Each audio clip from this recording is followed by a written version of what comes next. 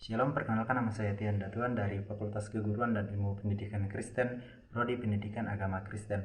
Di sini saya akan menjelaskan tugas-tugas dari mata kuliah gender.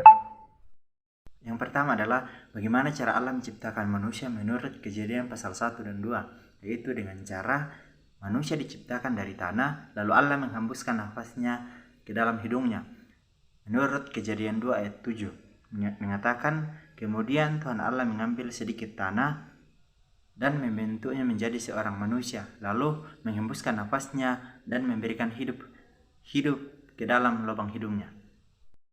Yang kedua adalah pemahaman kemampuan menafsir dan pemahaman tentang teologis tentang 1 Korintus 11 ayat 8 sampai 9, yaitu bahwa dalam pasal 11 ayat 8 sampai 9 kita tidak bisa melanggar apa yang telah Tuhan tetapkan dari mulanya, bahwa laki-laki berasal dari perempuan, tetapi perempuan berasal dari laki-laki. Artinya bahwa manusia yang pertama diciptakan adalah laki-laki, dan Tuhan menjadikan perempuan yang menjadi penolong dan sepadan dengan laki-laki dari tulang rusuk laki-laki.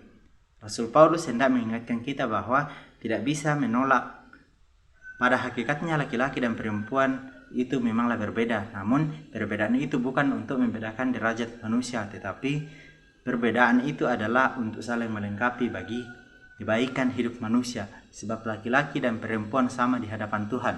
Dan yang kedua adalah pandangan teologis mengenai 1 Timotius 2 ayat 13-14, yaitu bahwa karena Adam yang pertama dijadikan, kemudian barulah Hawa, dan lagi pula bukan Adam yang tergoda, melainkan perempuan itu yang tergoda dan jatuh ke dalam dosa. Artinya bahwa dari sudut penciptaan, Adam diciptakan terlebih dahulu dari Hawa. Karena itu Adam yang jadi kepala. Di samping itu perempuan itu diciptakan untuk menjadi penolong bagi laki-laki. Yang ketiga adalah mengapa manusia jatuh ke dalam dosa? Ya, manusia jatuh ke dalam dosa karena melanggar perintah Tuhan, di mana bujukan ular berhasil memperdaya Hawa sehingga dia mengajak Adam untuk ikut memakan buah yang dilarang oleh Tuhan.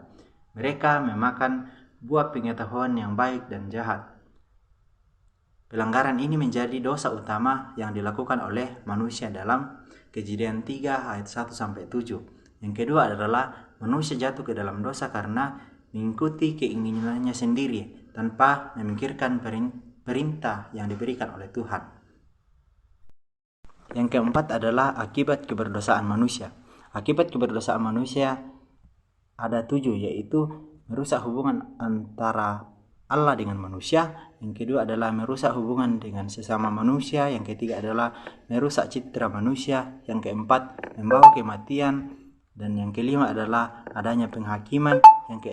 Yang keenam manusia mengalami penderitaan. Dan yang ketujuh adalah timbulnya ketakutan dalam Kejadian 3 ayat yang ke-10. Tuhan kepada manusia yang sudah jatuh ke dalam dosa, yaitu setelah jatuh ke dalam dosa Tuhan menghukum Adam dan Hawa dari Taman Eden, sementara Hawa dan keturunan perempuan dihukum dengan bersusah payah ketika mengandung serta rasa sakit ketika melahirkan. Adam dan keturunan laki-laki dihukum dengan bersusah payah mencari rezeki. Dan yang terakhir adalah cara Allah memulihkan hubungan antara manusia dengan memberikan anaknya yang tunggal, yaitu Yesus Kristus, untuk menebus dosa-dosa manusia, Yohanes 3 ayat 16. Dan yang kedua adalah tidak hanya hubungan vertikal yang dipulihkan, namun juga hubungan horizontal, manusia berdamai dengan Allah dan manusia berdamai dengan sesamanya.